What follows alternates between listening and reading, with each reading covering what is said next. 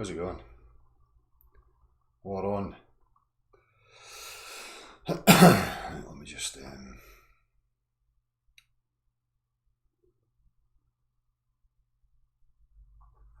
How you all doing? Hope you've been like, sharing and subscribing. I'm not seeing the subscribers going up. He's doing a terrible job.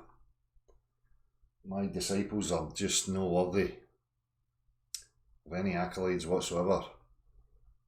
Demerits are being handed out this evening. Subscribers are not going up. Get up yourselves. Hit the bell notification.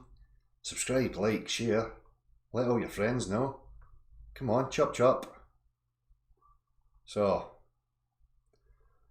what did I put in this title? Mother Nature. What else did I put? A few other bits and bobs. So, I'm just going to go a wee quick kind of intro, a wee overview. Anybody who may be coming across this for the first time, wondering what's going on. This is just pretty much an investigation of real people, just a common man asking questions about their existence, from every aspect from childhood to adulthood. What assumptions have been made? What has been taken for granted? What are we believing to be true? What have we verified to be true? What do we actually know about ourselves and the world that we're a part of? And somebody like me has always been questioning that. That questioning had led me to the point of questioning the very reality that I find myself in. And I'm now at a point where I do not know what this reality actually is. I do not know the full dimensions. I don't know how it came to be, what brought it to be, where it's gone, what its intention was, what my part and role in it is. And I don't think anybody knows that. So for me, I had to question the assumption of what I was being told from childhood and what everybody assumed to be true in regards to what we call Earth. Now, when I questioned that, I had to go through a bit of a process. First and foremost, I had to start understanding my own mind. I had to start understanding the processes and how, as human beings, we have a tendency to want to bias things that we want to be true, things that we hope to be true, or just sticking with a...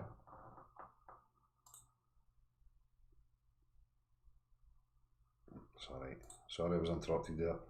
Just going to shut that off just now. So, you've really got to look at yourself and be intellectually honest and realise where your biases lie. Now, for me, I don't have any emotional investment. I don't have a bias in regards to what the Earth actually is. At this point in time, I'm just an honest skeptic in regards to the claims that are being put to me. Now, in this occasion, we're talking about the globular heliocentric model. That was a claim that was put to me as a child. That was a claim that everybody assumed to be true.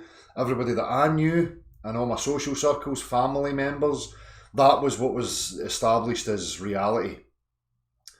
What I had to then do was get involved in understanding what science was.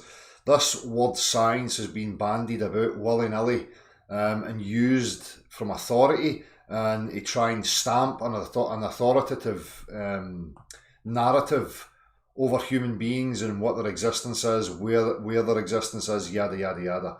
So you first have to understand that science is not something that belongs to an institution.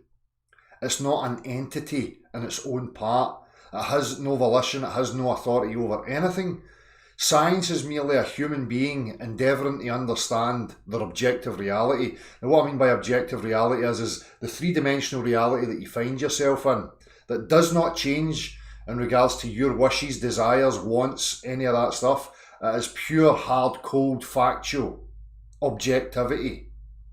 Okay? So when you start to I forget where I was going there. When you start to question the model that you were told, you have to first understand these things. So first and foremost, you are the scientist. I am the scientist. I have the same faculties that you have, the same senses, the same apparatus. What I expect of my fellow human beings when they're making claims to me about something being objectively true is that they must be able to practically demonstrate that to me. No excuses, no byes given, no corners cut. You make a claim, you practically demonstrate it. So what I discovered through my investigations is that the use of language has been put to work in order to confuse people, to disguise what is actually going on in regards to your reality. Now, for me, what I've established is that there is absolutely no measurable proof that the Earth is a sphere. There is no measurable curvature. There is no physical practicality to support any of its claims that it makes in regards to substance and its behaviour in our objective natural environment. And I'm doing that with natural for good reason. I'll come to that.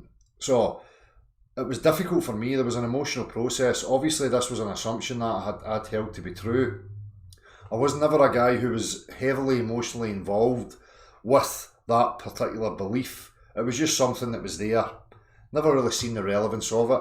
Obviously, until you make other discoveries, then you come to the realization that it is the mother of all assumptions, and it's very destructive because it is a false foundation upon which me as an individual started to build a narrative or an understanding of my relationship to life, where I was, what it was about. So it's the base foundation. If you start to build a narrative of your existence from a faulty foundation, then the whole lot's bullshit. Now, unfortunately, a lot of people don't want to hear that, but that's what people are living. People are living a delusion, a lie, a fantasy. They're buying into ideas and concepts that were offered to them through family, through culture, through education. This thing that you call society, civilization, has offered you these concepts and ideas that you have taken to mean this is life. That's no life. You don't know what life is. You don't know where you are, why you're here, how it came to be, what your purpose in the whole shebang is. So what you're living right now, without that base fundamental knowing of where you are and how this came to be, anything that you're going to partake in is a delusion. Now, I lived 36 years of delusion, and it was difficult. I had to go through an emotional and a psychological process. It's no easy to take that there is active, measures in place to deceive, to keep you bewildered, to restrict your movement physically, and to restrict your psychology, so that you may never get outside the box and question the very foundation, that being the reality that you find yourself in. Because as long as you're blinded by that, and you're blinded into some fantasy about what your reality is, you're pretty much going to accept any of the rest of it that comes. And that's what's happening to people. People are moving about bewildered, in emotional and psychological trauma, clutching at straws, deluding themselves by chasing pipe dreams and concepts to try and fill that void. Because for some people it's too scary to look at. And it can become even more scary, even for somebody like myself, who has been pursuing an understanding for a very long time. Now, I'll come to that. What's scary about it for me? And maybe some of you will feel the same. So, we'll come to that. But for anybody that new that comes across this is an objective investigation. Science doesn't belong to an institution. It belongs to each of us as individuals. The heliocentric globe model is purely conceptual. It has no backing of practicality whatsoever. It's an abstract physics, right, that exists in paper. Now, it's been extrapolated and put into place and cemented in people's minds because they see an image coming through a TV screen. Now, everybody has one of these in the corner of their room, which for me was deliberate, because then it can be utilised in order to control people, to feed certain agendas. And that's exactly what's happened in regards to the globe. Okay? It's nonsensical physics. It has fantastical explanations and equations and all sorts of sophistry and nonsensical jargon to support it. The people are blinded because they see the image. They have a blind faith that what they're being presented with is factual. And then they lose interest in the linguistic aspect of it, the text, the jargon, the equations, the sophistry. Because to the majority of the common man and woman, they have no interest in it.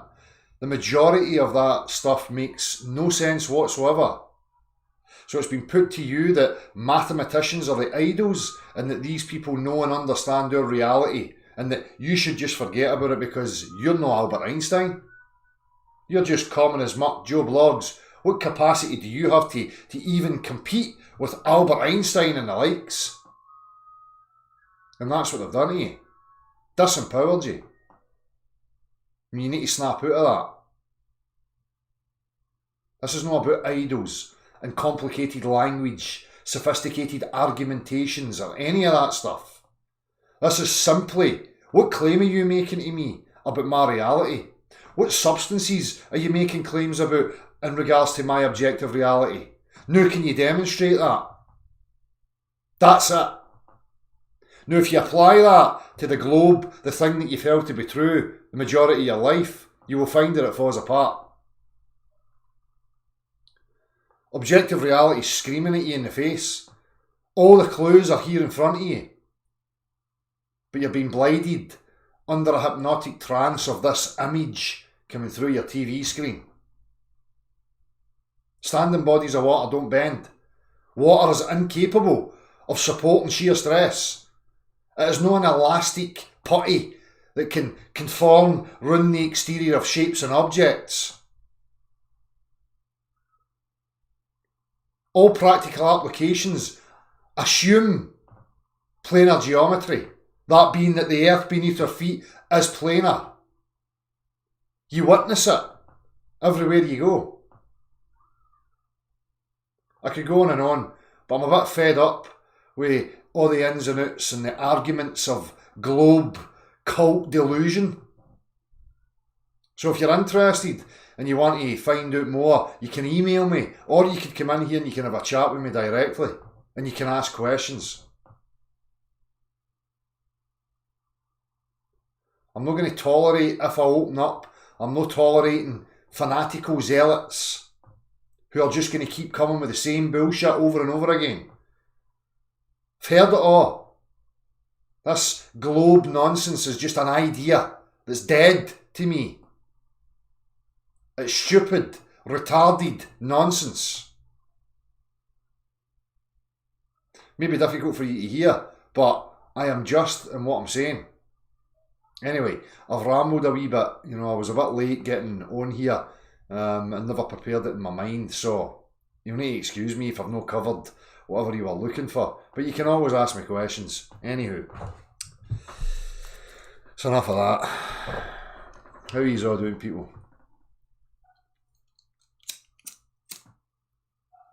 So, once you get to this,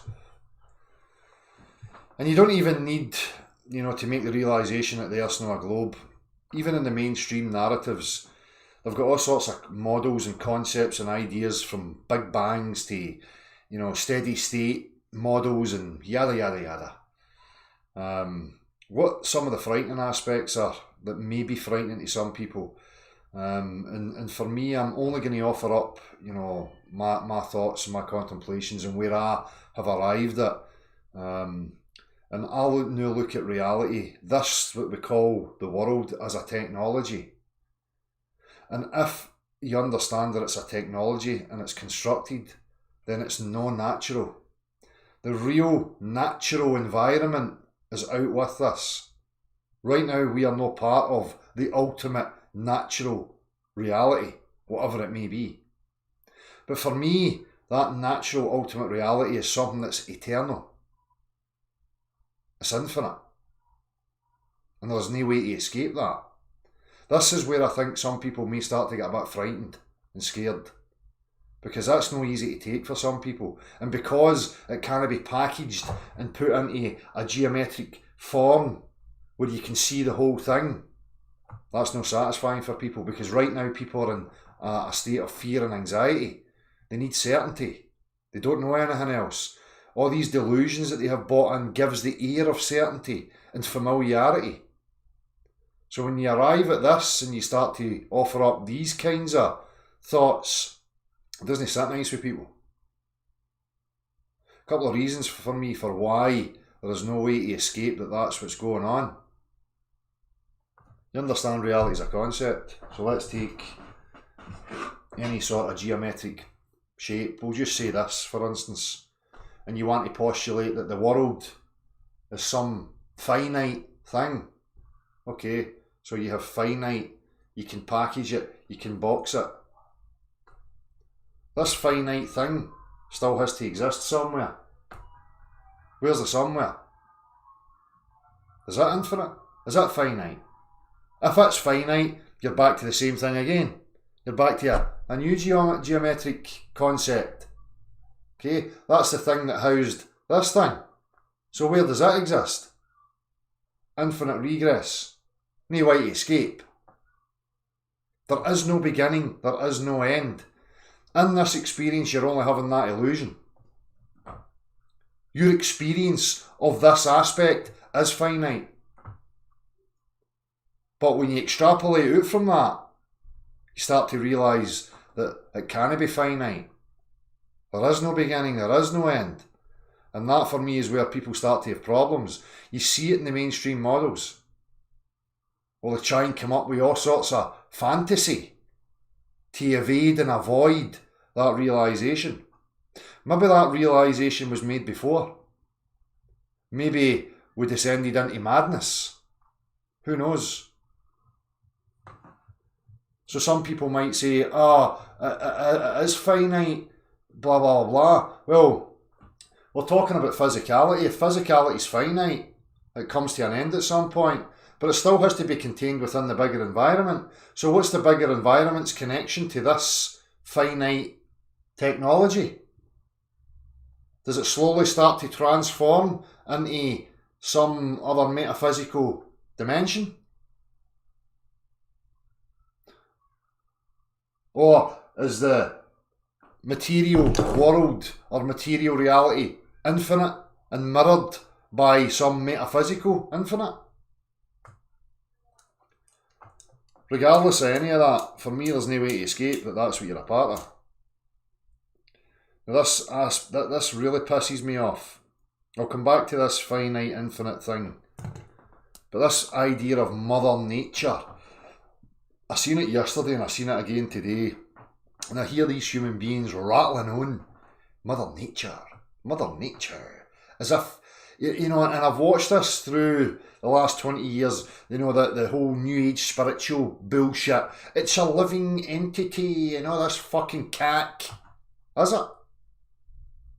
That's like saying my fucking phone's a living entity. It's a technology. How can it be alive? Just because there's life within it doesn't mean to say the thing that's containing life is alive. So what do you mean by Mother Nature? As if it's some sort of biological consciousness or some fucking thing.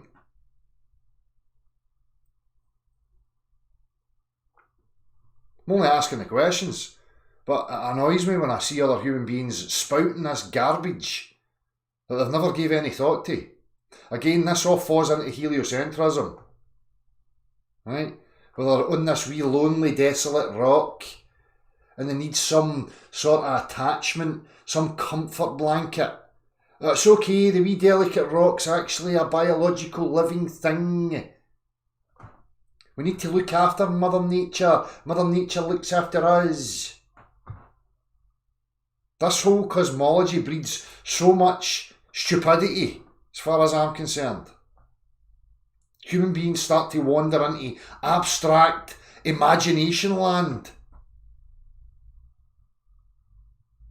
Because they can conceive of somebody else's imaginative abstract notion, they latch onto it and think that it's real.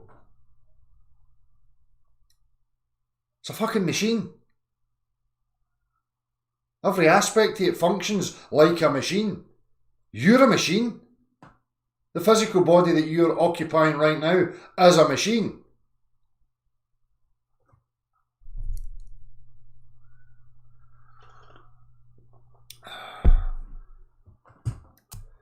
Anywho, I also said that right. So, it's a machine, and if it's a finite machine, what's encompassing it? The ultimate reality? God? The prime mover? Whatever you want to call it.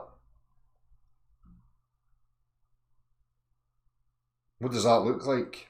What does it want? Here's the other problem. Human beings are involved in this technology, this experience, and they're clambering for all sorts of meanings.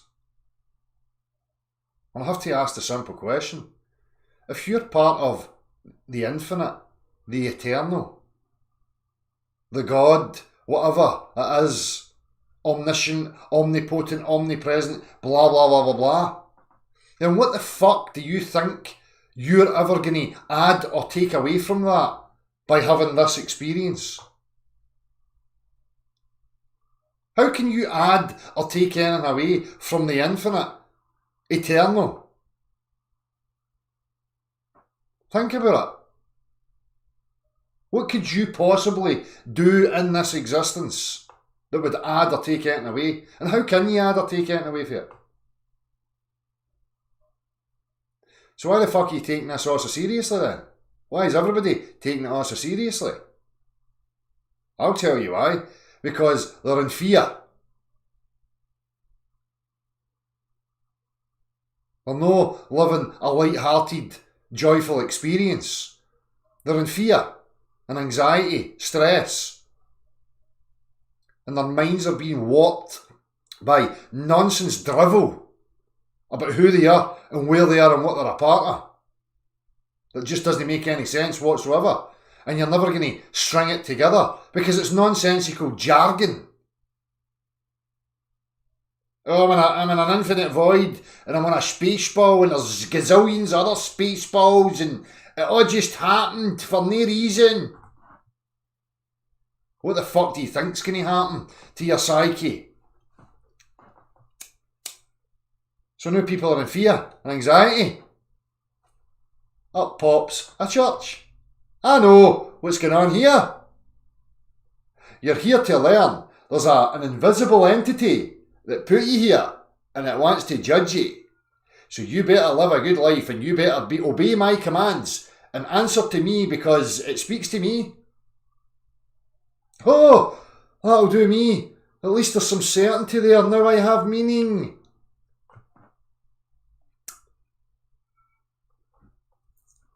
So let me get this right. The infinite, the eternal, the all-knowing, every possibility actualised, lived, realised, every potentiality there exists, yada, yada, yada. But little old you thinks that you're going to have an experience here and be judged and all that and somehow add or take something away from that. Catch yourself on, for fuck's sake.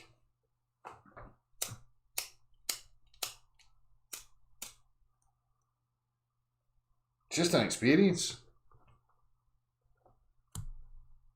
One of an infinite possibility of other experiences. You're not adding anything to it. You're not taking anything away. You're just a fucking passenger. Observing.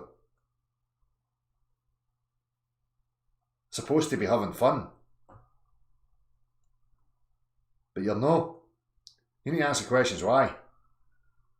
You need to trace the psychology. You need to trace where this is happening and how it's affecting you. Your emotions, your psyche.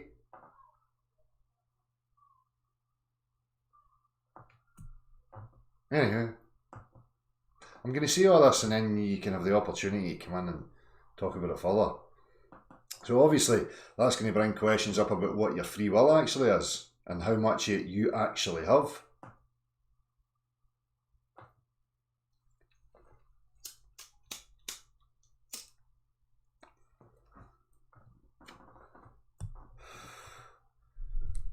But I think it's absolutely preposterous that you get human beings trying to tell me that you know, I'm here for a specific reason, other than just to have an experience. No. I'm here to learn, because little old me is going to learn something that's going to add to the infinite. Eternal. Aye? How can it be infinite, eternal, omniscient, yada yada, if I can add stuff to it? It must be finite then. If I'm adding something to it, it must have a finite end to it, where I can now add something onto it, or take something away. Do you get me? So, stop taking it so fucking seriously. I've said this so many times. This situation for me is a serious situation, but the encompassing bigger picture, I don't take it that seriously. Because it's not going to last forever.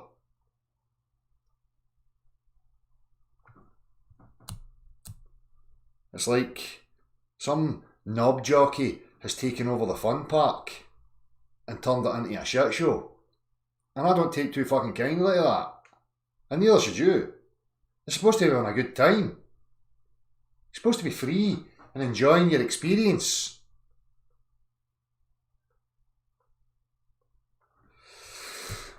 What else did I write down?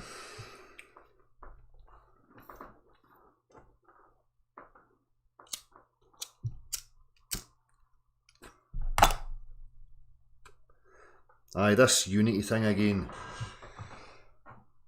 As I just say, for me, there's dipshits that are taking over the fun park, and everybody's rattling on about unity.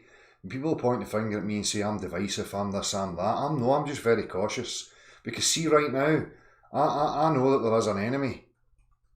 Right now, there is a push and there's agendas to control you, to manipulate you. It's everywhere. If you can't see that, you're a moron.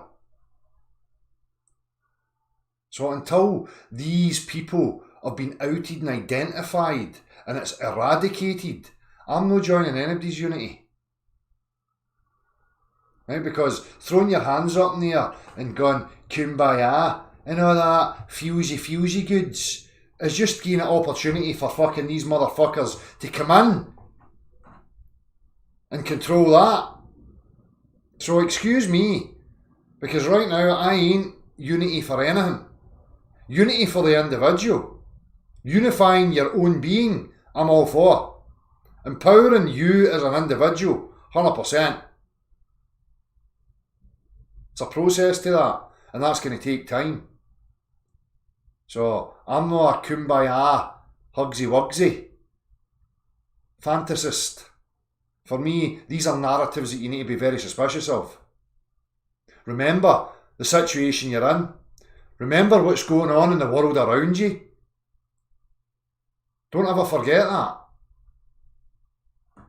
Until that's eradicated, identified and outed, then I'm going to reserve myself. I'm going to keep my cards close to my chest. I'm going to remain cynical and sceptical of every fucker. And so should you right now. Until everybody starts to learn to identify the manipulative tactics, how your mind's working, how the language is working, how it's all being used and utilised against you. Talking about fluffy bunny rabbits and just trying to ignore it all is not going to achieve anything.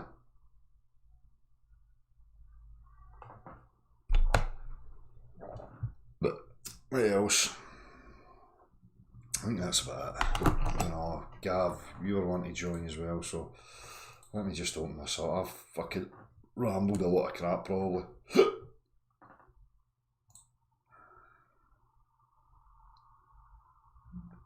Well, I'll get this wee thing here. That was it, you know, one came up in my feed, Roger Penrose. How can the universe not have a beginning? Because a beginning implies finite. Beginnings and ends denotes that this is taking place in some area. So what's the fucking area then? And you're just back to it again. This is why they're coming up with all this wee sausages. Oh, there was another universe and then it collapsed and then it's this universe and it's like a string of sausages apparently. Link sausages. We're involved in an eternal cascade of Lynx sausages or something. That's what these creepy weirdos are coming up with. Dark matter and dark energy and all this gobbledygook. Fuck it. You're part of eternity. The infinite. You can dance through it all you fucking like. Maybe some people are just not emotionally and psychologically strong enough to accept that and realise it. I can accept it and realise it. I still don't know what it is. How can I box it?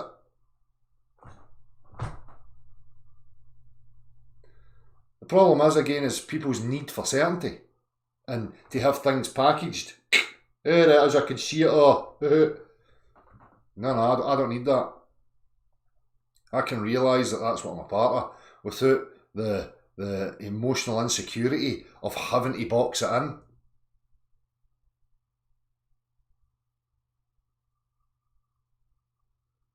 Maybe they're terrified of the repercussions of how human beings are going to react if this was unravelled and that narrative was given. How would people react? I don't know. Right now I would be concerned because people are irrational in this situation we're in right now. That's not to say that it couldn't get better through time. Anyway, what am I doing? Right. I'll come to the chat box in a minute and see what people are saying here. But I hope what I've said kind of made sense. I'm just tired of people trying to postulate finite stuffs. And the reason they want to postulate it is just because it works better for them. Because then they can put it in some sort of geometry and have a nice wee package and satisfy themselves. Well, fuck that. I don't give a fuck how uncomfortable the truth is. If you can't package it, tough titty. Stop trying to delude people into thinking that other human beings can package it and do understand it. 14.5 billion years ago, such and such happened. Fuck off. No such thing as time. 14.5 billion years ago. What are you talking about? There isn't a beginning, there isn't a end. What the fuck are you all waffling on about?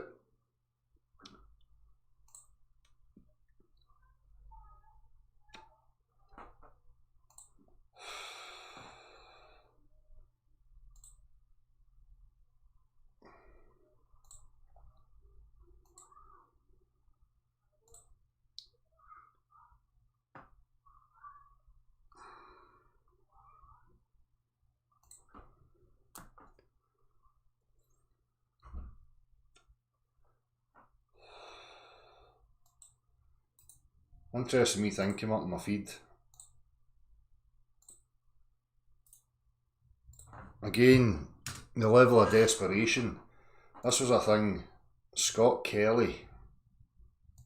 Let's see here. Sharing that. Scott Kelly on the new C8 Corvette, you know, because these clowns are sitting pretty, enjoying the trappings of the playground and having a rare time at your expense. Because you can't snap out of your delusions and realise that we can all have a good time. These motherfuckers want to hold it for themselves and have stature and dominance over others. Fuck you! What fucking right does any of these people go? Especially dipshits like this, actively telling fucking lies. I'm a spaceman. I can't do 5 sit-ups, but I'm a spaceman. Are you, Scott Kelly? Really? Where are you going? The nature-defined vacuum of space that's adjacent to your pressurised gaseous environment? How the fuck does that work, Scott Kelly? Because physics shows me something totally different, mate. But yet here you are, with your new Corvette. But again, the interesting point is, NASA astronaut Scott Kelly on the new C8 Corvette and flat earthers. They're still shitting themselves. Still bricking it.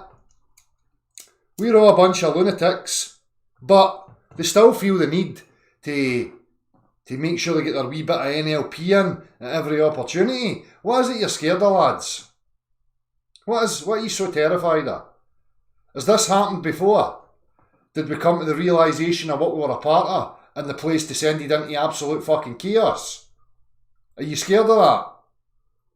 Why are you scared of it? Maybe it's supposed to be like that. Who knows? Anything goes.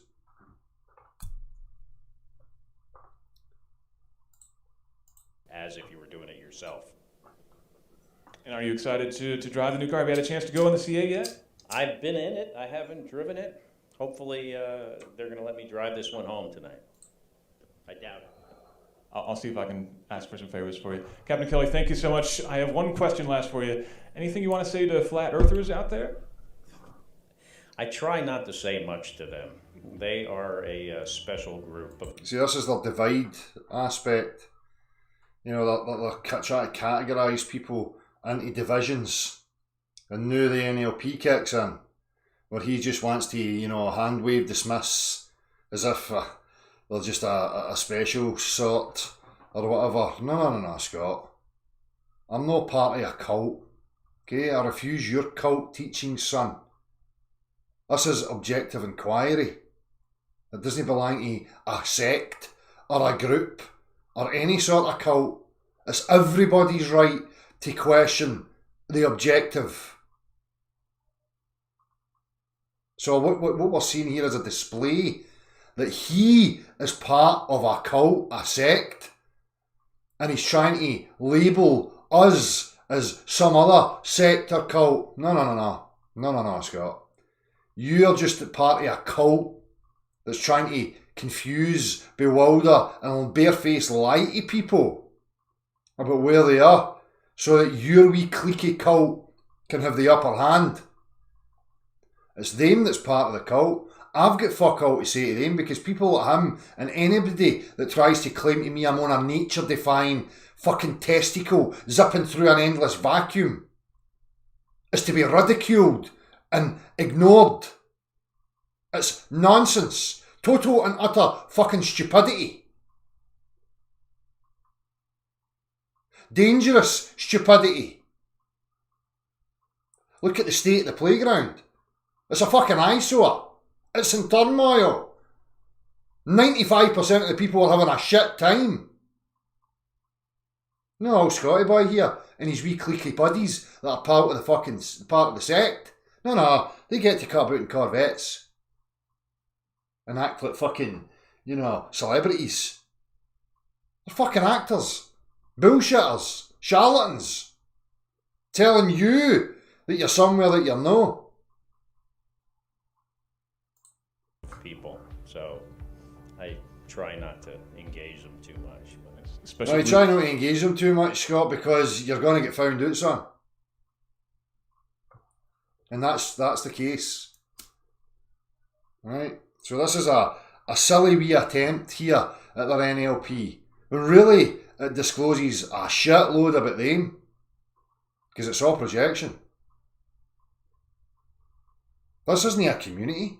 I'm not a community. Neither are any of you.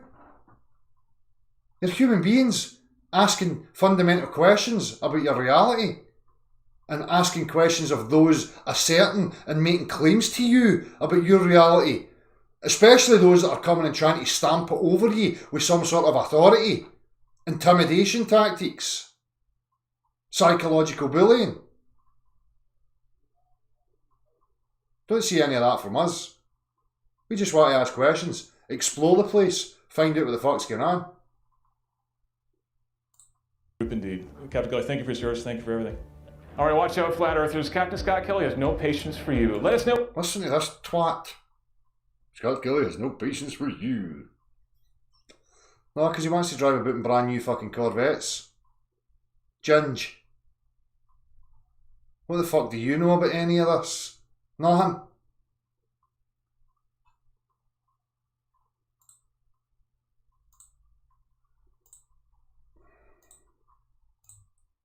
How's it going, Gav?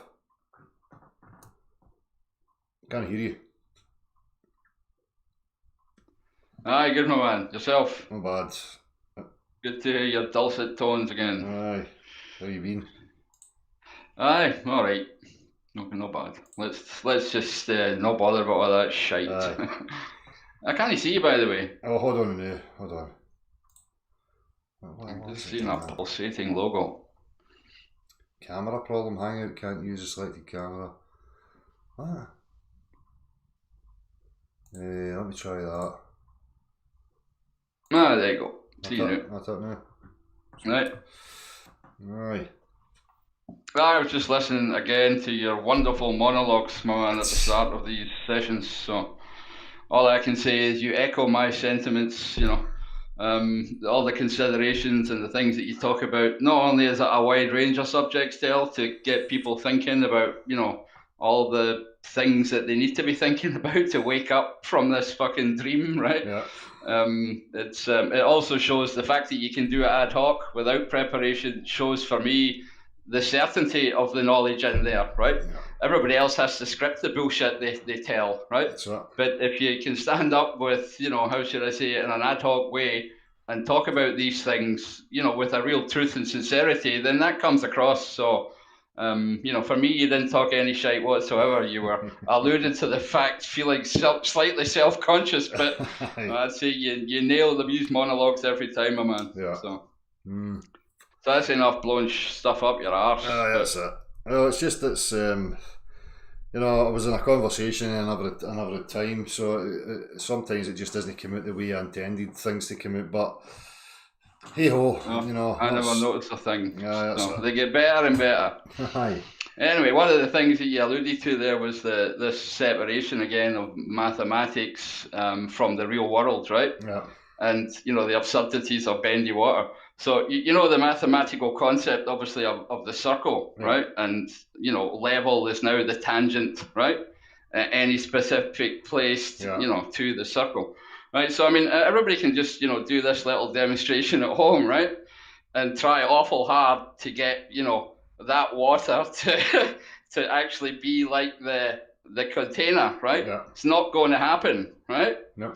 It doesn't matter how you take this bottle at a tangent to the circle, you're always going to have level water at the same level as your fucking eyes, basically, and anything else, any other piece of water on this earth, right? Yeah.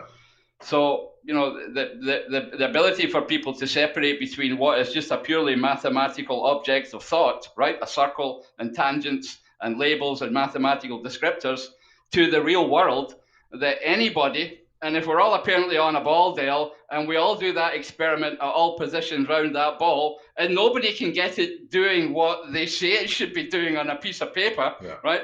Then people need to understand that discernment between mental objects and real physical world But facts. that's right? another aspect So- of the deceptiveness there, though, Gav.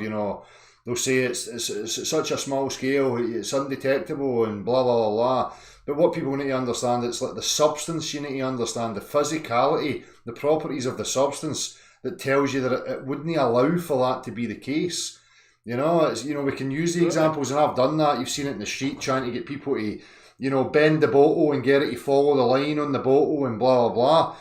And these are good just to get people in, but the the base of that for me is like understand the substance, its physical capabilities, and understand that it's no elastic, it's no plasticine, it's no a paste or a putty. It doesn't have that viscosity. It doesn't matter how slight you want to make curves or state that the curve is. The water just doesn't have the physical capabilities to achieve that. That's the thing, Yep. And the people need to separate that. An act of cognizant perception here on Earth with physical substances is not the same as the act of measurement that a mathematical physicist would apply. Yeah. Right? So, he's looking at things differently with a geometry and using circles and tangents, right?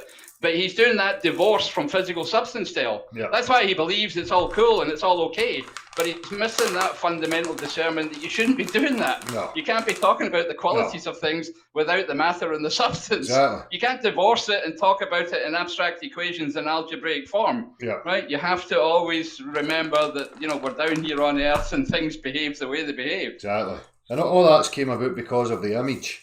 All that stuff's been Absolutely. worked and put in place because of the image, just to support that image, and that's people's problem. You can see it so clearly, you know. Yeah. That's where they're conflicted, and then you get all the usual stuff. Oh, it would have to be such a massive conspiracy, and everybody'd have to be in on it, and blah, but you know, it's total nonsense. You know, compartmentalisation is a very real thing. It happens in every facet, every walk of life, even in a family home. The parents keep things from the children, and you know, blah blah blah. You walk into a bank or any corporation, you know, not everybody knows what the whole thing's about. You know, look recently again, the banking scams and them having to pay out the PPI. You know, well, was everybody in on it? No, all the workers that were involved all through that time never knew anything about it. It came to light at a later date, you know, so. Yeah. No, absolutely. I mean, that's the way they try and keep it all, how should I say, down at that level. But yeah, I mean, for me, it's these acts of discernment that people need to get. I mean, it's a wonderful word, that, and the fact that, you know, we're in a kind of sleeping dream state, because, you know, not only of the sophistry and the words and the language that they play on, right? I mean, the example of pullity, I was just laughing at that, you know, push and pull, the way you've broken that down is exactly the kind of basic things that are not being, you know, educated, right? People are not, you know, they're being swiftly pass over that to images and movies and fantasies and ideas and concepts without understanding basic differences, right? The difference between a mental object of thought and a real object. I know it sounds really simple, but people confuse the two there. I mean, people actually look at the TV and think, you know, Star Trek's real and I can go to the next galaxy, right?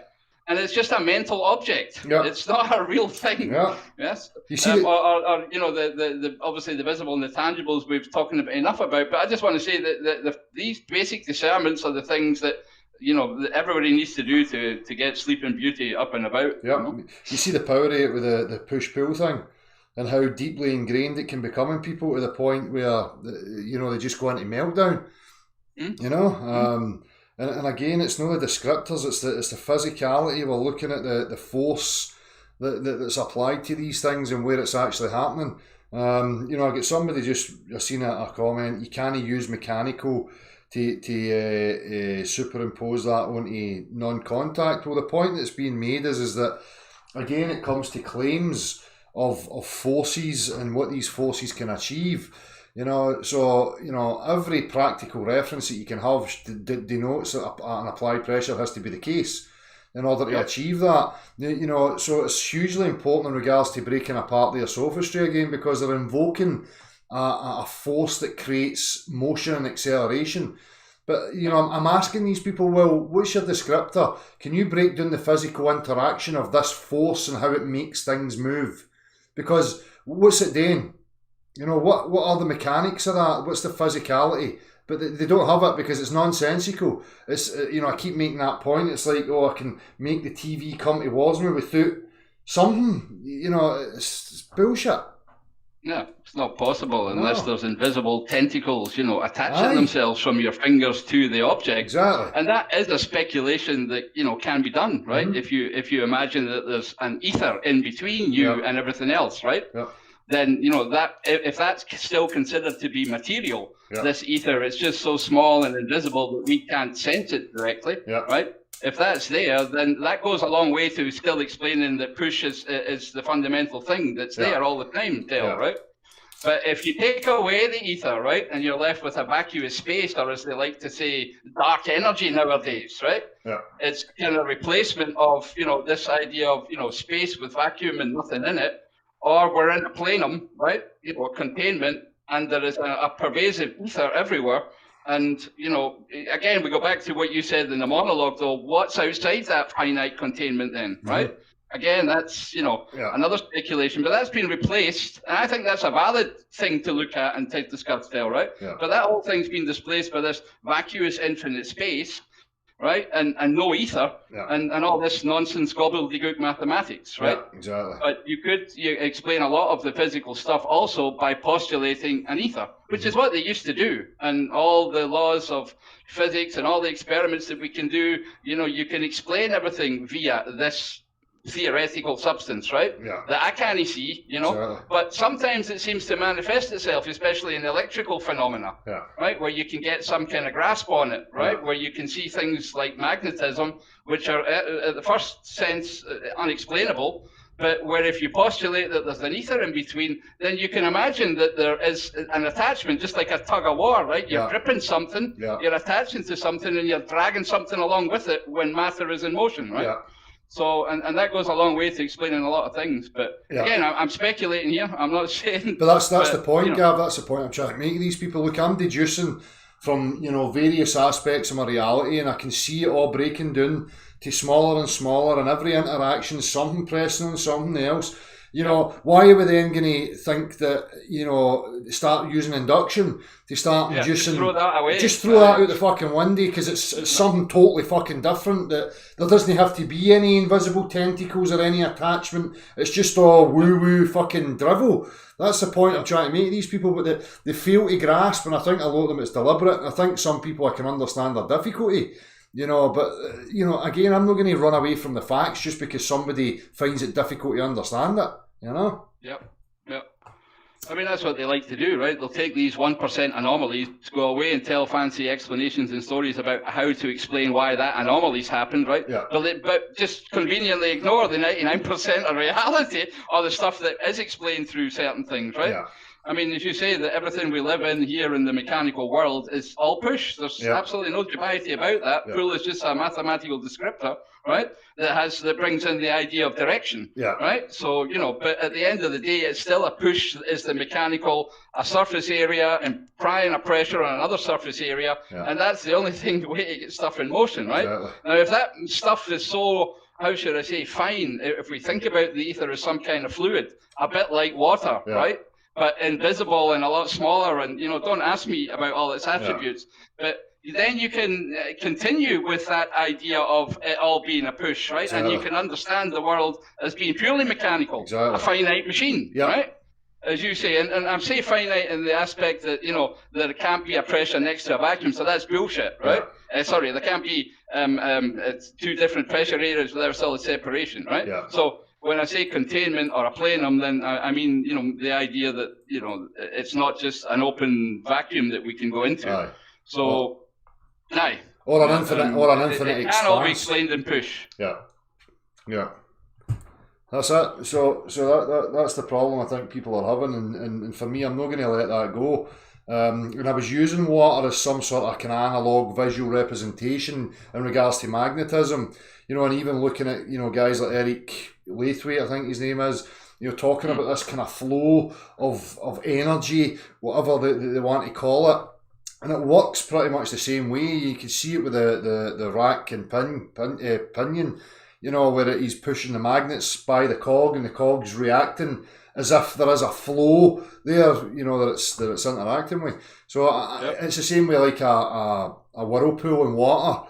You know, just imagining that something like that's going on, although we can't see it, you know, but you can see the effect of putting a feather in that situation and it being pushed into a particular area, you know. So, absolutely. And that's again where a lot of the electrical effects tie into things, right? You know, I mean, there was experiments, J.J. Thomson's, start of the 1900s, for example, if you put two electrified spheres in water, right, and you calculate the theoretical forces that these spheres would have on each other, right, then you will find that some of the laws of physics don't appear to hold, right? There is not an opposite action and reaction. And certain things like the conservation of energy seems to go wrong. But that's only when you look at the system as being two balls, Dale. As soon as you realize that they're in the water, right, then you can understand where the momentum went or where the energy went, if you want to call it that, right, and how the movement got influenced, because, if you like, there's currents in the water that are affecting then the motion of these bodies. And it's not just the electrical effects that you have, immediately observable, right? So, and that's what the ether's kind of like, right? If you think of it in the same kind of way, right? I mean, I'm trying to give an analogy, but exactly, that's all we can do right now. But that's, you know, it's better to do that than again just in some fantasy fucking realm of nonsensical, you know, idiocy that's got no relation to anything we can experience here. But I mean, the idea of action at a distance through a vacuum, through, without any ether, is even by Newton himself he said it was absurd, Yeah. right? But it is the prevailing thought, Yeah. right? That is possible. Yeah. I mean, they'll sneak in dark energy whenever they want, which is the replacement for the ether under another label, right? Exactly. But, at the same time, that's still the cosmology that we're supposed to be thinking of, right? Yeah. And to get away from maybe looking deeper at electrical effects and understanding the ether better. Because- and as you've said all the time, understanding our containment and where the fuck we are. But the ideas cause a separation. There's space balls and vacuum, it creates a separation in your mind. For me, you're part of something fluid. There's no distinction, but the end point, start point, and gaps in between. Everything's in the same body of whatever that may be. Yep. So would the ideas create that kind of psychological state of separation, and isolation, that you're finite and part of some other finite system, which just doesn't jive with me at all, No, doesn't jive with me either. Interestingly enough, who do you understand as being credited with the discovery of electricity? You have to go back a long time. I mean, voltaic batteries, right? That would be the electrostatic part, I think, where they were playing with, alkaline substances and jars, and they saw currents of flames and sparks coming out of stuff, right? And then they understood how to store it. And then when they started to get better equipment, and again, I'd like to point out that without practical people making better equipment, you wouldn't have the experiments and the fantasies and the ideas and the concepts still, right? Yeah. But anyway, the guy who then, I think it was, I can't remember who exactly it was, but, he made vacuum tubes much better, and the ability to put a rarefied gas in a tube and put an electric current through it, right? And then you can start to do things like separate streams, and you get on a kind of electric spectrum, and you also saw that influenced compasses. Yeah. So that's when magnetism then got discovered, but I'd put that more in the, 1850s, I think, right? So, And then most of the advances were in the 1900s, and I'd say J.J. Thomson was one of the big guys, at the start of the 1900s. well, reading this, Benjamin Franklin, founding father of the USA, journalist, newspaper editor. He was the first postmaster general of the United States, politician and physicist, who they attribute the discovery of electricity to. Also a Freemason, invented the lightning rod and the urinary catheter and bifocal glasses. Hey, piss drinker, was he? Must have been snorting a bit of that up his beak. Aye, so this kind of source is pointing to him as being attributed as a discovery. No, I mean, there's Tesla and there's, but I mean, I think electricity is a lot older than that, right? Right. The fact that you can rub certain materials against other materials to cause sparks is a manifestation of an electric, force, right? Yeah. And I'm pretty sure magnetism's been around for a while, that certain objects is attracted. If you've got some magnetite, then that's what happens, right? Yeah. It's a physical substance. See, Yeah, you might be right in that's where they started to then define and create the theories, but, is that the inventor of it then? Yeah. Or just the discoverer in his own words? Exactly. See, even that word attract's just another variation of pull for me, and it's one of the words that's starting to annoy me. Because again, it's this spooky action at a distance fucking crap. Oh, it's attracted. How the fuck's that happening then? What's the physicality of that? What is the interaction that's going on here? It's like, oh no, there's just a void and some magic happens that makes this come. I can't get that. That doesn't make any sense to me. No, not for me either. And I think, using that stuff in your vocabulary is just, part of the brainwashing we've all gone through, so. Aye. But I fully understand what you're saying, Yeah. And yeah, I mean, the only postulation is if there is an etheric substance that's there, and just because we can't see it the same way, I was saying you can see the effects of two balls, but if you ignore the water, if it's invisible, right? Yeah. I mean, there's another experiment. There's one where you've got two tubes on a rod that can move up and down, right? And on the top one tube, you've got a body, and the bottom, you've got one as well, so that they can both theoretically come together and go further away from each other. Yeah. And then you attach like a rhombus shape, two other weights on this side that are tied to the tubes at the top and the bottom. Okay. And if you let them rotate, right, round, then these two tubes will come closer and go further away from each other, right? Yeah. Depending on the speed and the start position of these two that are going round like that. Yeah. Right? So if you then think, if you forget those two ones there, just imagine they're not there, then all you see is something getting pulled, right? Yeah. Because you don't see the underlying mechanics Exactly. of the system, right? Yeah, exactly. So I'm just trying to point out that, you know, if just because we don't know enough about the ether, and it obviously isn't, you know, sensible to us, it doesn't mean that it's not there, and that the whole world, you know, does behave on mechanical principles of matter, right? Even it doesn't matter how fine it is, the matter, exactly. right? Exactly. And that for me still makes more sense than the gobbledygook I'm getting told, Del. Yeah. Right. So. What did you make of what I was saying about, you know, these mathematical concepts trying to avoid, you know, eternal, infinite? Do you see that the same way I'm picking it up, that it is, you know, it's ought to avoid bringing that to the table? Aye. I mean, I don't like the concept of infinity in mathematics, but I understand philosophically exactly what you're saying, right? Yeah. That, you know, if this is a finite containment, then you have that infinite regression of, okay, what's it in and what's it in and what's it in? Yeah. And the question then also becomes, for me at least, is it in matter again, Del? Yeah. So are we in the same matter as we go out of these finite containments? Yeah. Or do we actually move away from what we know as matter into, you know, intellect or something intellectual or something mental, right? Yeah, exactly. The mind. Exactly. And that's the real nature of things, right? Well, I mean, I know these postulations are not new, but I mean, I'm having them like everybody else do. Exactly. Yeah. But there definitely is then in mathematics. There's an active, I don't know if I want's the better word, to avoid, you know, infinite. You know, it always has to work with finite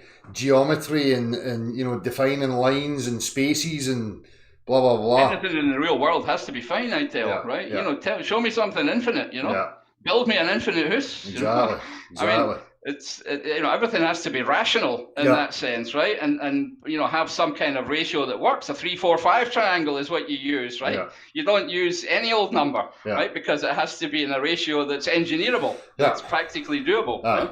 And that's where infinitesimal as well, which is the calculus part, where it becomes, you know, a mathematical trickery at the end of the day. You can't say anything more than that, right? They're setting things to zero or setting things to be very big, but they're not stipulating how big.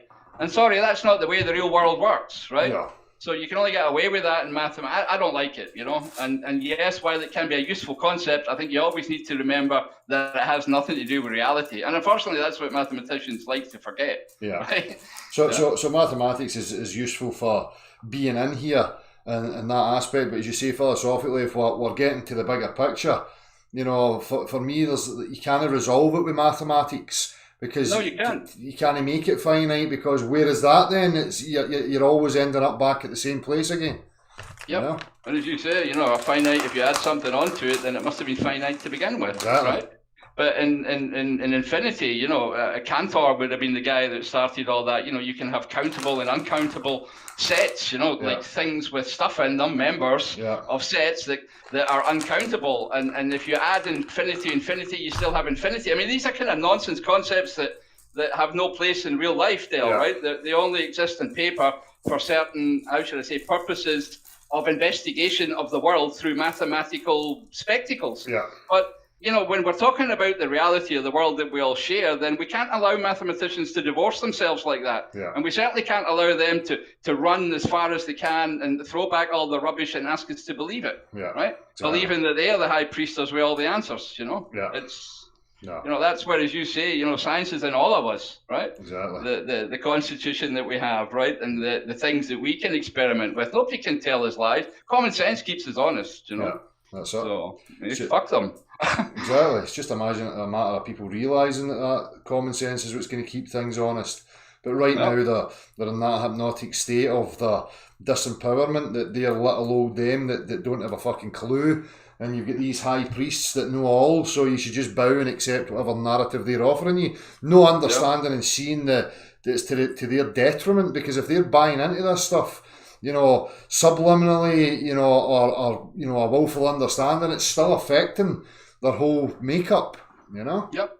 Yeah, I mean, they're not capable of that basic discernment sometimes, obviously, right? The understanding a mental mathematical object, such as a two-sphere, is not the fucking same as a three-ball Dale or a globe in your eye, right? These are real physical things, right? Yeah. Whereas a mathematical two-sphere, where that's the mathematics they have to use to make all the jargon work, right? Yeah. Whether it's Minkowski, Einstein space, or whether it's the celestial sphere in navigation, it's all two-dimensional spherical mathematics, right? Yeah. And it's a mathematical object, a mental object, not a real thing. Yeah. So, but the mathematicians are just brainwashed into believing in their career and, in their professing, right? I mean, hey, I'm guilty. I was like that myself, so I know. Well, getting rewarded and success within it, is going to start to paint a picture that they have got a grasp on what they're actually spouting is real because they're being rewarded for it, Yep. So. Yep. As you say, we trinkets and gold stars. Exactly. That's all the pish, and it's supposed to motivate you, and you get lost in it, absolutely. Exactly. So. But that's all part of this discernment, I think, and making sure that people understand these basic things, right? Yeah. And then and when you're having a discussion with them, agreeing on those, right? So that you can pull them up anytime he brings one. Anytime he brings up a mental object of mathematics, and hold on, right? We agreed that this was, in fact, just a concept, right? And not a real thing. So can we go back to discussing our objective world? Because if you don't have these basic discernments in the discussion, you're fucked, right? You just go around in circles with people, Exactly, mate. And that's been perpetuated right now, all these groups forming and debates. It's just never ending. You can see that divide.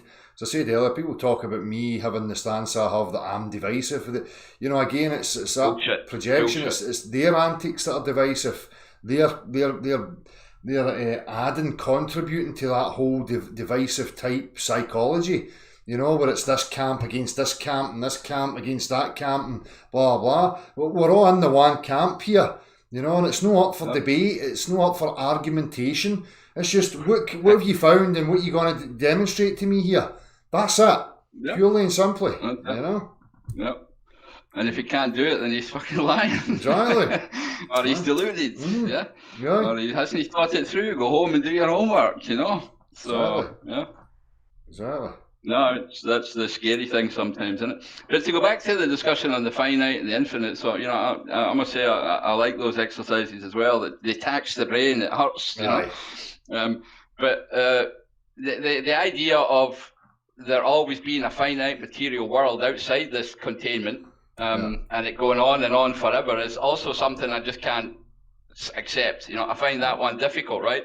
At some point, it has to be something different from the material that we understand.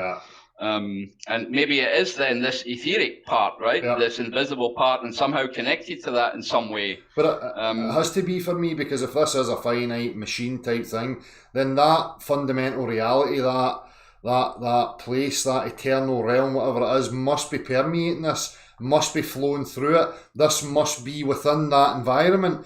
So that's what I've always said. What happens when you get to that point? Can you transition? Could we physically transition? I highly doubt it.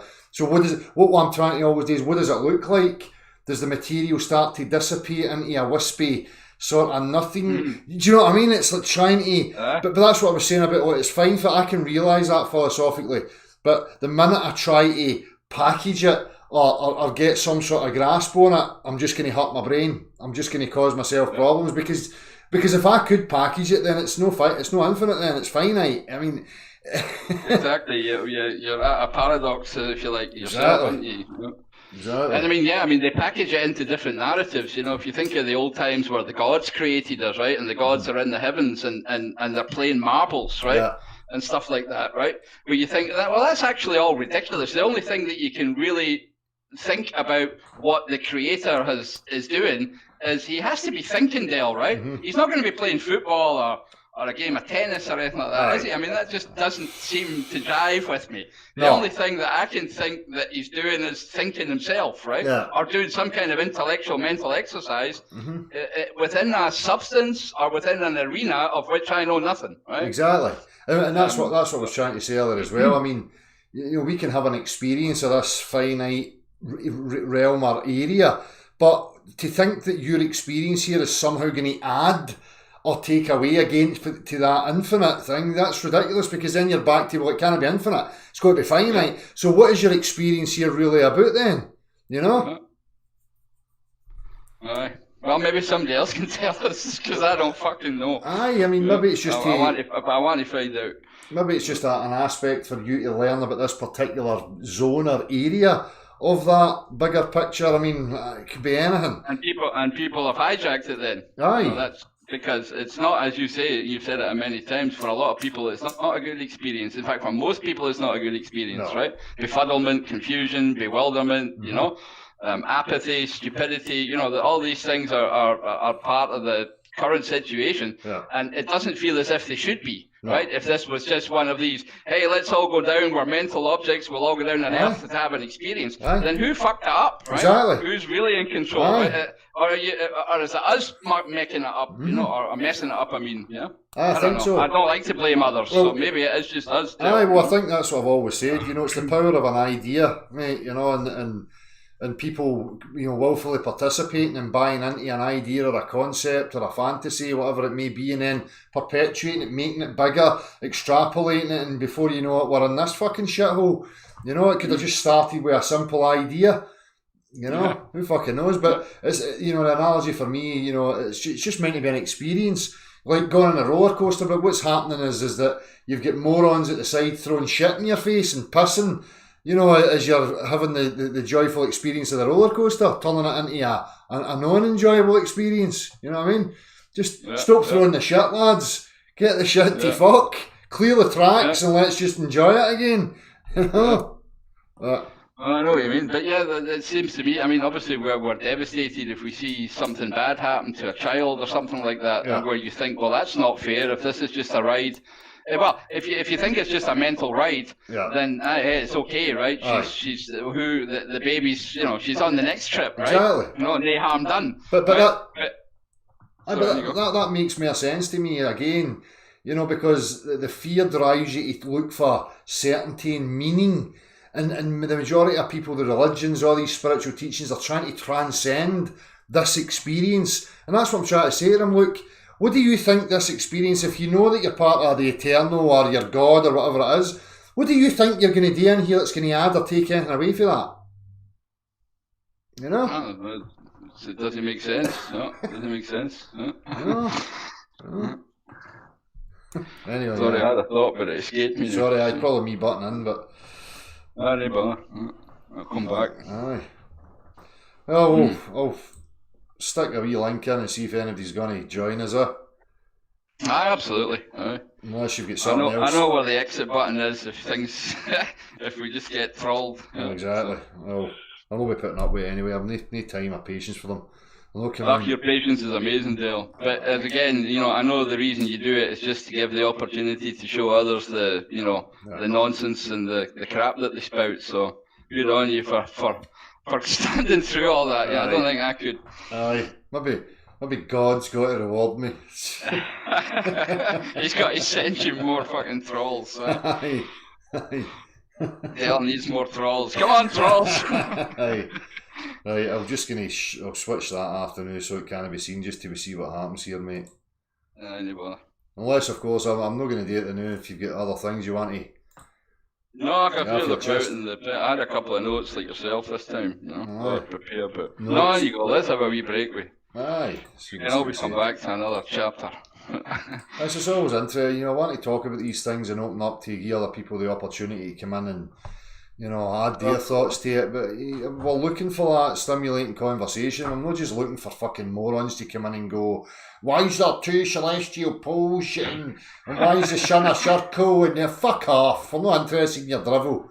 I know, the globe is dead, absolutely dead, and totally uninteresting and boring. Exactly. Fucking enough now, you know. Enough. I'll be back in a sec, Chief. I'm just gonna... No worries.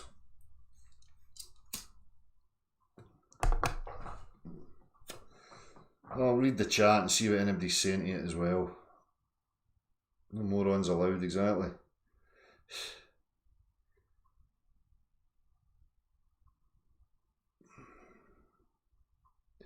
There we go. Celtic 67, Chris Hayes, Neil Williams, Chris Bones O'Neill, Mr. Teddy Bear, West Coast Wisdom, David Marks, David Gilbert, The Collector, Lisa Hawk,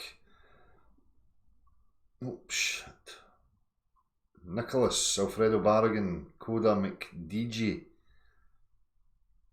Comment, Party Pack Ute, Tyler Roberts, Kieran, if Dale gets any more trolls, he must have been a very bad man in a former life.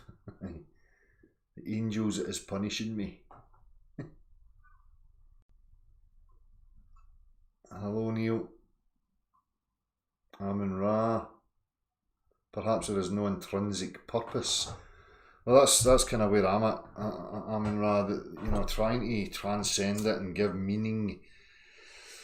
I think that for me that's the problems. A lot of the problems stem from that. That you've got a specific purpose and blah blah blah blah. You know, it's a technology like any other technology. It's just you can only experience it.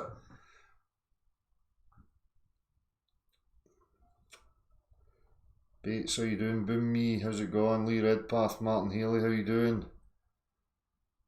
JT the game, how you doing? Harry Hepworth, V Thomas, Levoy, Foster, Allison. Oh shit. Sorry if I've missed you, it just jumped. Stuart Lundy, how you doing? XP, Bob Fawcett, how's it going? FE Forever, FPV Angel, how you doing, mate? Oh, every time I touch that, it just jumps away. Mr. Cheswick, how you doing? The Collector, Brian Ritchie. Is it best to use the email on screen to arrange a meet up with you? Email me if you want to meet me, Brian. Juan Carlos. If cavemen ever existed, how did we get from to circle? I think all that's just all bullshit. You know, it's just lending to this finite nonsense and isolating you and separating you into fear.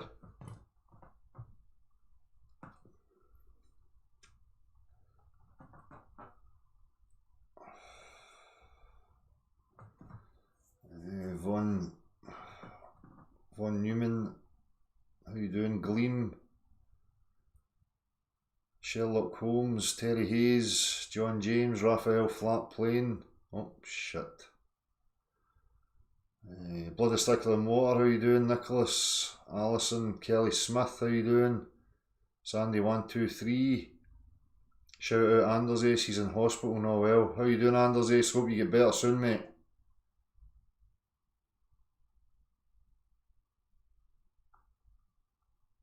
Key Alexander, how you doing? Angus Fitzsimmons, V Thomas. Let's post a link again for anybody who wants to join in.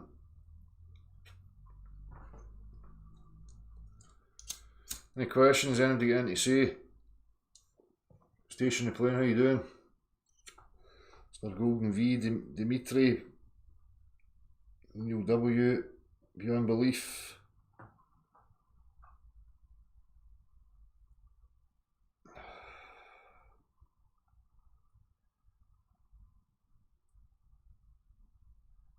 How you doing, Des? How's it going, mate? Nice wee vid. I meant to comment on it, bud. Sorry, I forgot about that. I meant to get back to it and get a wee practice at the Satch Boogie.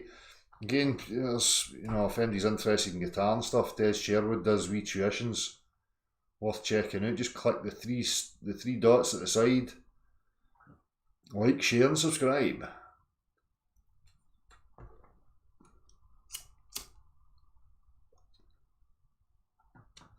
You doing, Tony Dixon?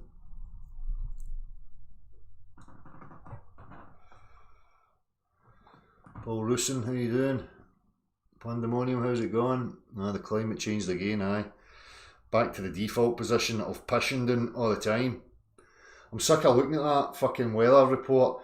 Oh, a 50% chance of rain. And see, in Scotland, you're better off just telling us the percentage of chance of sun. Just assume it's going to be pissing all the time. And just put up, a 30% chance we might get a break in the sky and see the sun. That'd be much better. Anton Zander Levy, how's it going? Neil W. Consciousness, life, the beautiful diversity, complexity and intricateness of nature and the universe simply could not be the result of some random coincidental physical phenomena. Of course not. It's absolutely absurd.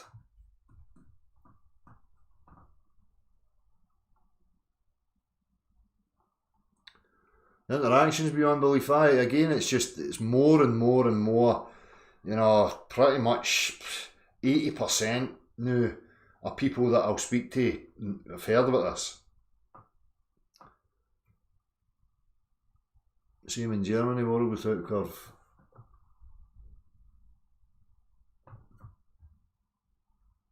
Roberto Reeves, how you doing? Andy Borwick, how's it going?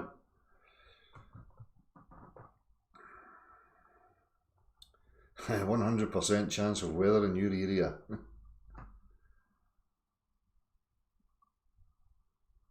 I must have got bored and made this with a thought. That's it, Neil. All starts with a thought. Marilyn Wisby, how you doing? Mary Moon.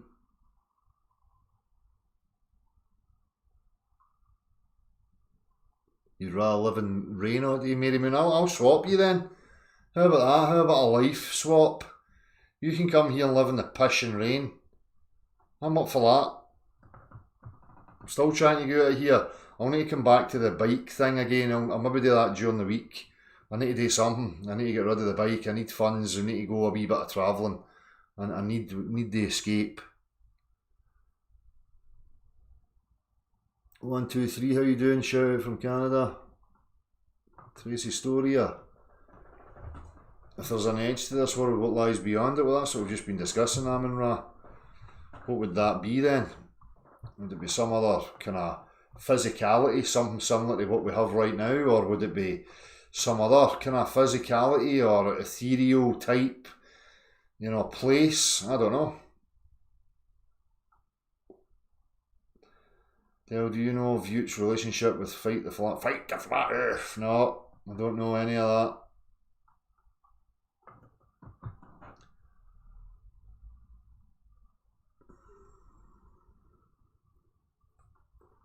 You been entertained, Elisa? I'm not happy about that. I'm not here to entertain you. There's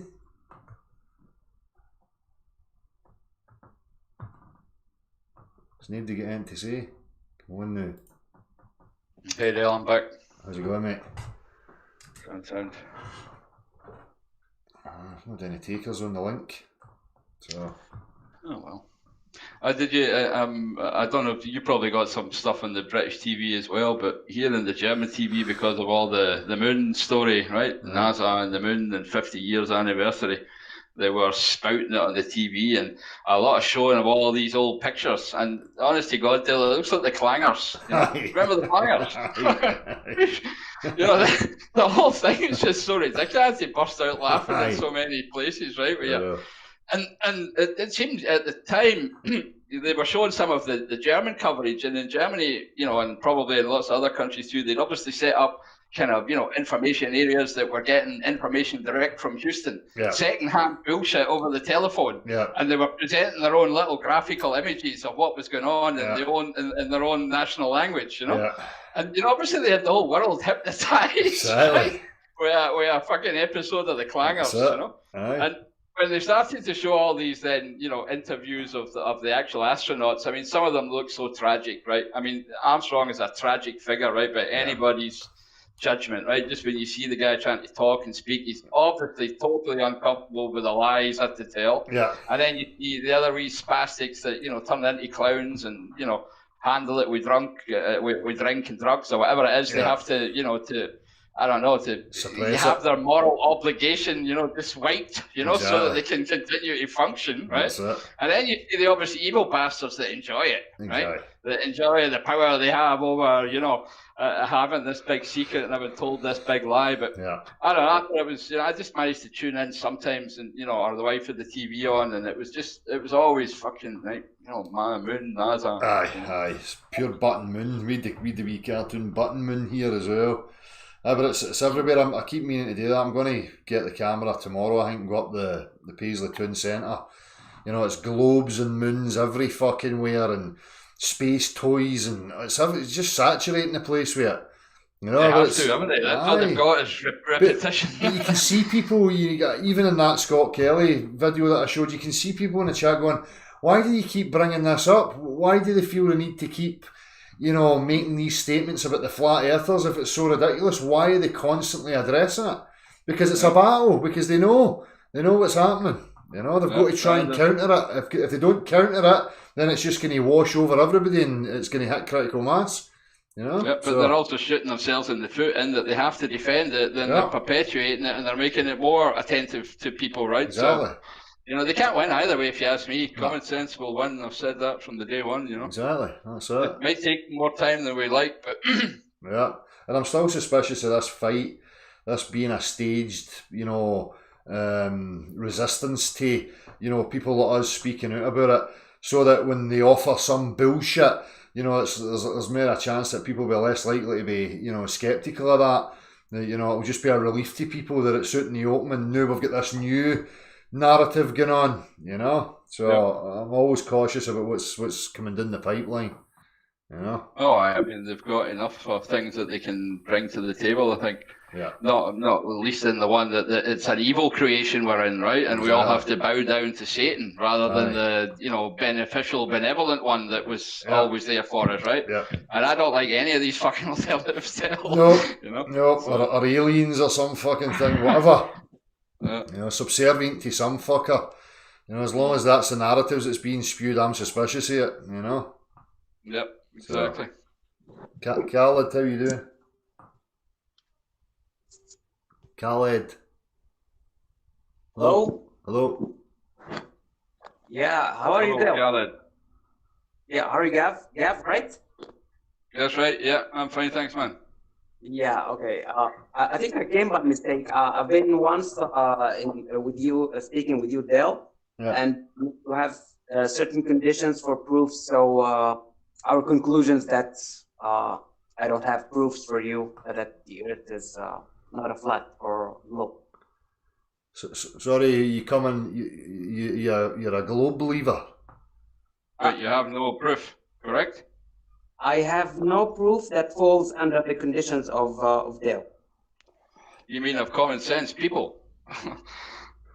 Of all walks of life. I think Dale's, more, saying the objective facts that, apply to all of us. I don't think it's his in any way or form. And I don't think Dale thinks it is either. No, but this is a subtle, use of tongue here where they try and, portray this image that it's just me and my standards, that it's some sort of unreasonableness, Khaled. So if that's your game, it's not going to work here, son. It's simple, it's common sense, and we're human beings. If you're going to make a claim to me about my objective reality, you better have a practical reference for it. It's as simple as that. That's no cult thinking or too much to ask. It's common sense and it's reasonable. Would you not agree with that? I don't agree to. Let me remind you what you said. Khaled, I'm just going to keep batting in. What is it? What do you find acceptable? Is it a standard to accept something as being true? No, acceptable is something relative. So things could be acceptable for me; they're not acceptable for you. No. But in the objective world, something being objective, it's no subject to my subjective interpretation or Gav's or your subjective interpretation. A cold, hard world fact. It doesn't care about anybody's subjectivity. So that's what I'm talking about. Now, if you want to postulate something as being objectively true, you better have a practical reference for it. Yes, I have. Okay. But we've been through this conversation before because I said it's the sun and I can expect or predict it's the location. And you said you want tangible things from our land, the land that we stand on. And I respect that. Well, I just want, a bit of intellectual honesty. It's a visible phenomena that you're having to base your interpretations on certain assumptions. And you don't know the dimensions of these things that you're viewing. No, I have no proof or anything for the dimension of the sun or kind of the distance of the sun. I don't. So what you don't have anything then? You just have a belief. You just have a faith. If it's just belief and faith, then it would be impossible for me to predict the sun location on any hour of the day at any date of the year. But your mathematical interpretations of some phenomena that already exists. It's not mathematical. I translate it into mathematical for the ease of use. But you don't even need the mathematics. You can just tabulate patterns, right, of that happen in cycles, and then you can predict when the next one's going to happen. There's nothing magic. You don't even need maths for that. No. So why do you think that is somehow proof of your cosmology? I didn't base it on what do you say, patterns? No, not patterns. I based it on physical models. And I translated that. So where did you get the models from? From patterns, from looking at patterns, right? That's the way you do mathematical models. Yeah, it is. Well, your graph is the same thing, right? You've looked at patterns, you've made experiments, you've done observations, and you plotted a graph. No. How did you do it then?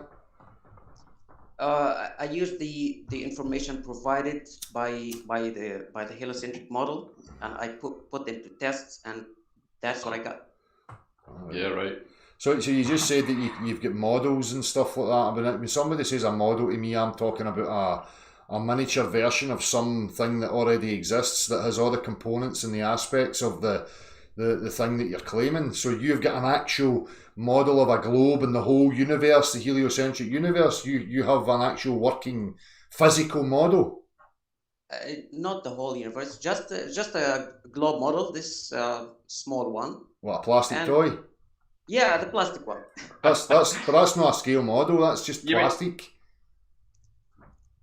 Come again? That's not a scale model. That's just plastic.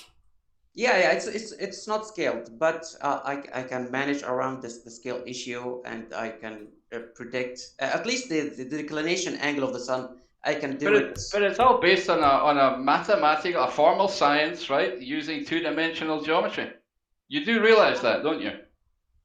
I'm not so good in geometry. I only know sine, cosine, and tan, and that's just the stuff that I know.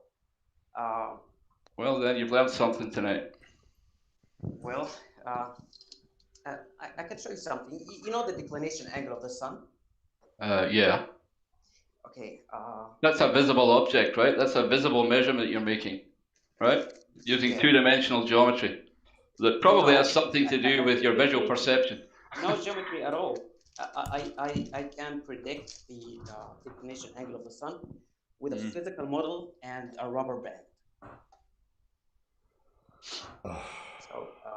So you've got rubber bands connected to the sun now, have you? I don't know where you're going with this, Khaled, but...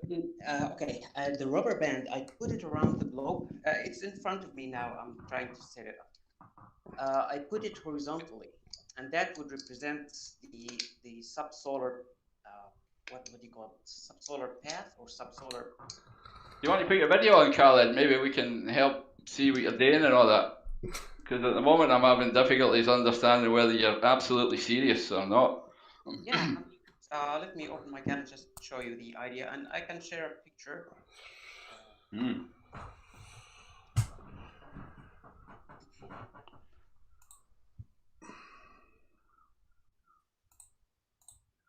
Neighbor. I'm not sure, can you see? Neighbor. Neighbor. So. Neighbor. What's that? Neighbor. Streamers. So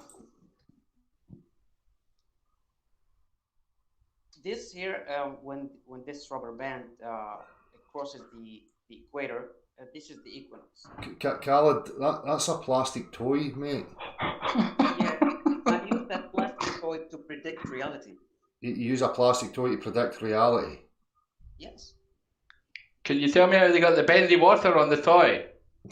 Say again? How did they get the bendy blue water on the toy globe? Did they paint it on? What pen? What pens? It's just a rubber band. representing the. I'm talking about all the blue stuff, that covers 70% of the area we call Earth. I'm not sharing it just now, people. Obviously, I've posted a link in the chat, and as soon as I put this screen on, they're probably going to try and come in with porn or something. So, Khaled's showing us a toy globe with a rubber band on it right now. So. Yeah, I was just saying it's not only mathematics. Mathematics is derived from the shape or the geometry of the shape. You're going to get out what Dell calls the granny pants next, aren't you? And show us fucking bendy space time. Khaled, you're going to have to do better than that, son.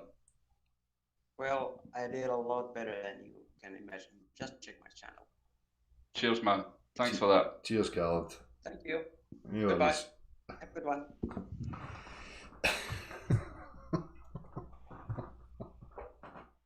Aye. Bizarre. Yeah. This is the lengths people will go to in order to try and reaffirm a bias. Desperately clutching at straws with rubber bands and fucking plastic toys, and they talk as if their plastic toy and rubber band made the luminaries or something. They forget that the luminaries were there before they came along with their fucking rubber bands and language and toys. So.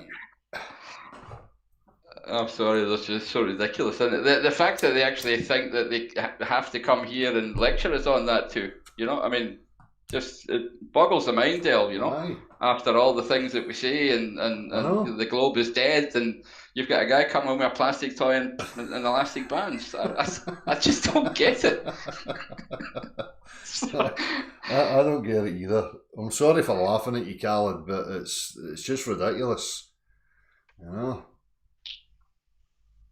Anyway, I had a thought earlier on about the ether stuff we were talking about, Dale, and the fact that looking at the natural things about us, we don't throw all that away, but we postulate, well, okay, how could that maybe be working in ways that we do not maybe sense or see, right?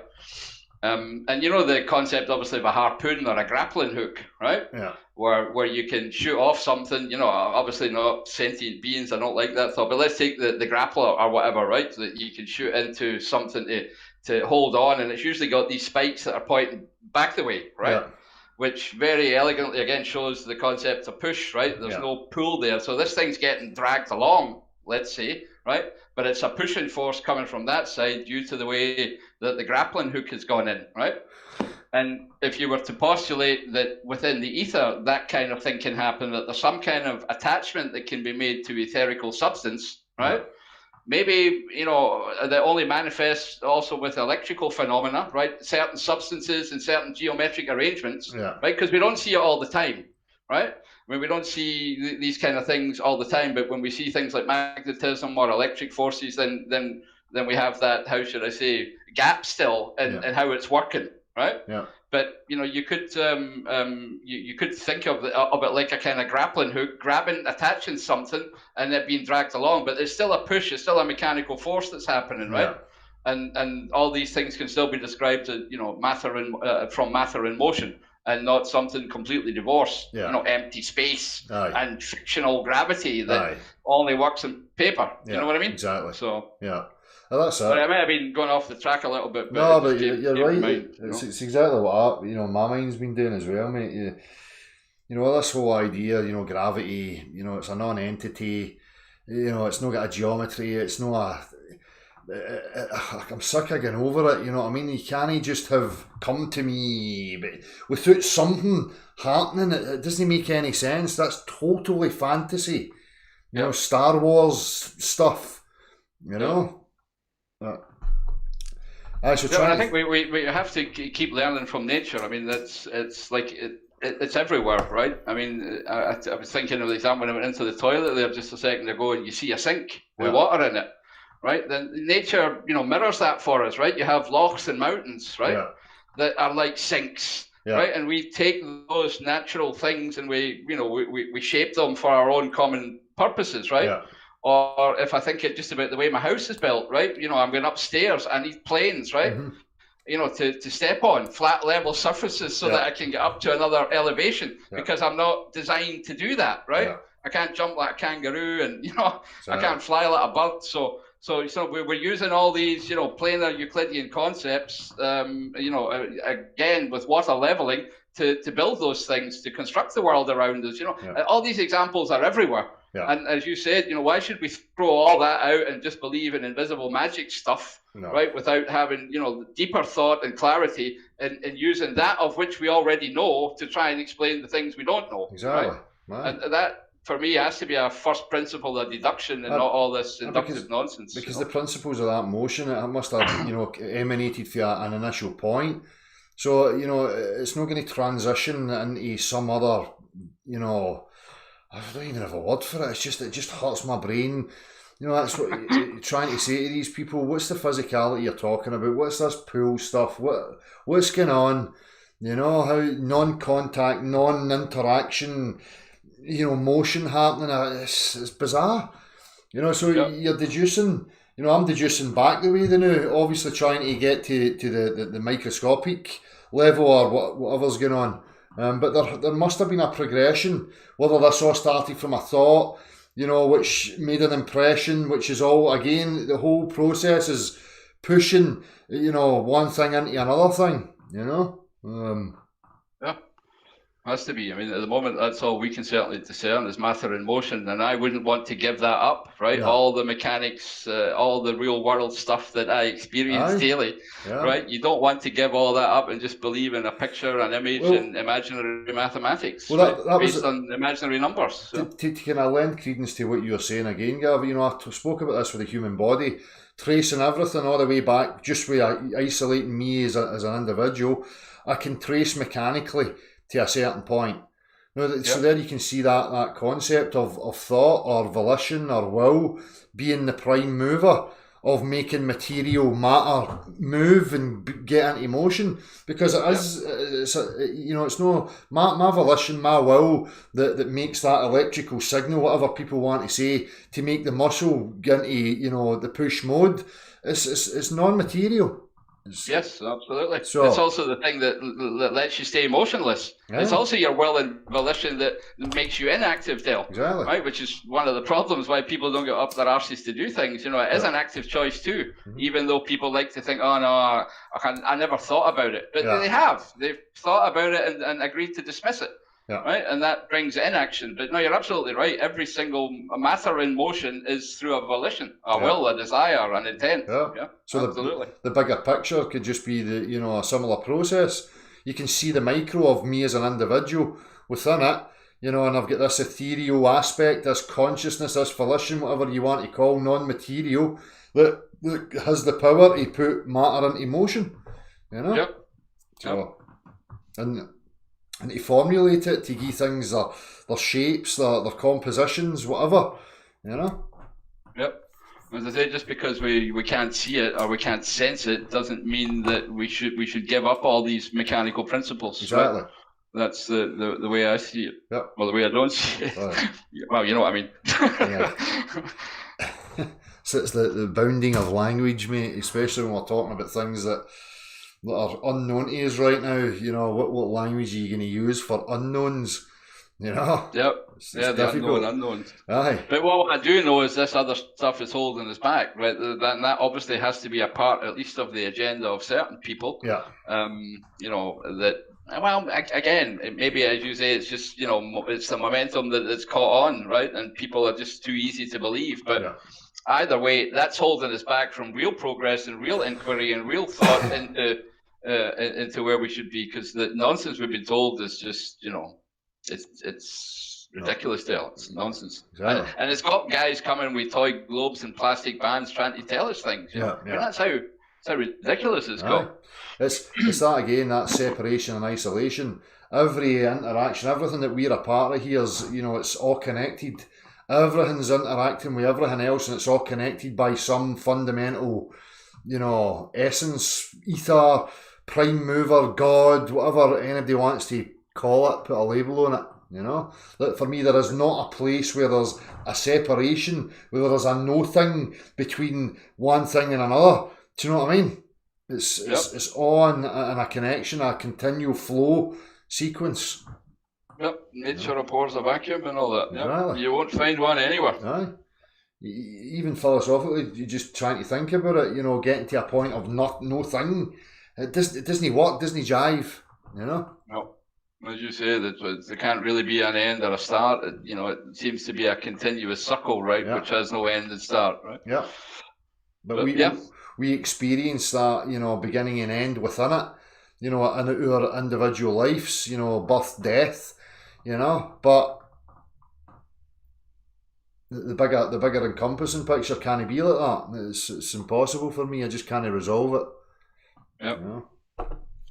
And that's one of the things that, as I say, for me anyway, this whole whatever journey is daft word, but the last 5 years or whatever, that it brings with it this new sense of cheerfulness and readiness to want to have more new information, Del, exactly. Rather than the old way of fogginess and stupor and mindless whatever control, if you know what I mean, through all things in the schooling system and in the TV.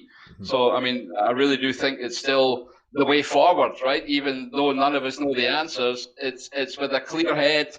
It's with a willingness to want to have more, knowledge and understand what's going on, rather than just this, daft. We can't do anything about it. Well, even if we're never going to get to the, a full picture of what we're part of, at least we can alleviate the nonsense and the baggage that's weighing us down, that's making this not a fun experience, a ride to be having.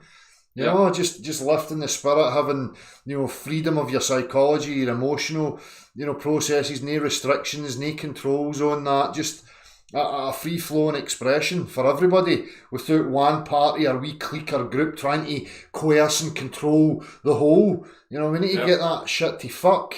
That all stems from insecurity.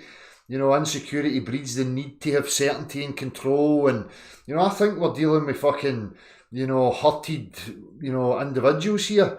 I don't know, in one form or another, but damaged individuals. I don't know. I think that's a better word. Aye. Yeah, damaged goods. Yeah. Mm-hmm. Let's just lighten the place up a wee bit. We might never get to the full root of our entire existence. As I said before, how can you package that? I can only realise it without having to try and package it. So I might as well just enjoy myself, and so should the rest of us. Yep. Anyway, I don't think we're getting any of our guests, mate. Like MD's getting to say, Well, I've enjoyed the wee chat, Del. It's been good talking to you again and everything. I'm going to check off. It's an hour later over here and everything. So. No worries, mate. I'm getting hungry. If you're about tomorrow, mate, give us a shout, no. Aye, let's have a wee. Yeah, I'll definitely get time tomorrow. Cool, mate. Just let me know. Thanks again, my man. And thanks to everybody listening. Keep up the good work. Keep at them. That's it. See you on the level. Cheers, mate. Yeah. A wee few minutes in chat. If anybody's got anything they want me to shout or whatever. A wee shout out to Alan. If you're listening, mate, you know what that's about. Appreciated, my man.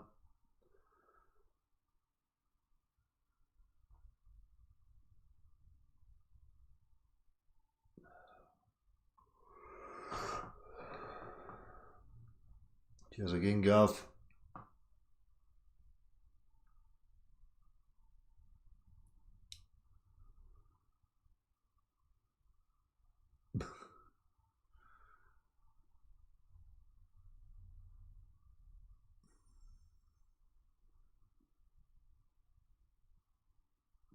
Cheers, Sandy. 1, 2, 3.